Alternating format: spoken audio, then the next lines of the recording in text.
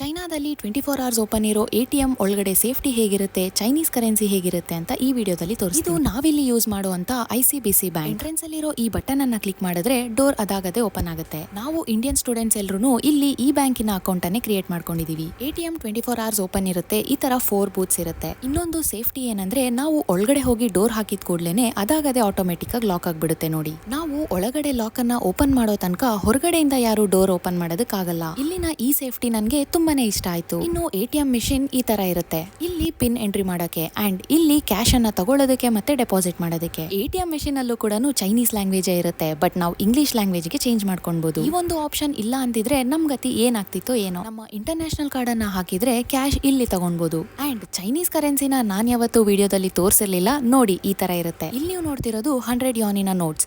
1 ನೋಟಿನ ಬೆಲೆ 1200 Indian rupees. ನಾವಿಲ್ಲಿ hand cash ಅನ್ನ ಯೂಸ್ ಮಾಡೋದಿಲ್ಲ. ಸೊ ಚೈನೀಸ್ ಬ್ಯಾಂಕ್ ಅಲ್ಲಿ ಮತ್ತೆ ಡೆಪಾಸಿಟ್ ಮಾಡಿ ಆಪ್ ಅಲ್ಲಿ ಯೂಸ್ ಮಾಡ್ತೀವಿ. ಅಂಡ್ ಇದು ನನ್ನ ಚೈನೀಸ್ ಬ್ಯಾಂಕ್ ಅಕೌಂಟಿನ ಎಟಿಎಂ ಕಾರ್ಡ್. ಅಲ್ಲೇ ವಿತ್ಡ್ರಾ ಮಾಡಿ ಮತ್ತೆ ಅಲ್ಲೇ ಡೆಪಾಸಿಟ್ ಮಾಡಿ ಹೊರಗಡೆ ಖಾಲಿ ಕೈಯಲ್ಲಿ ಬರ್ತೀವಿ. ಸೊ ಇಷ್ಟು ಇಲ್ಲಿನ ಕರೆನ್ಸಿ ಮತ್ತೆ ಎಟಿಎಂ ಇನ ಕತೆ. ಓಕೆ ಬಾಯ್.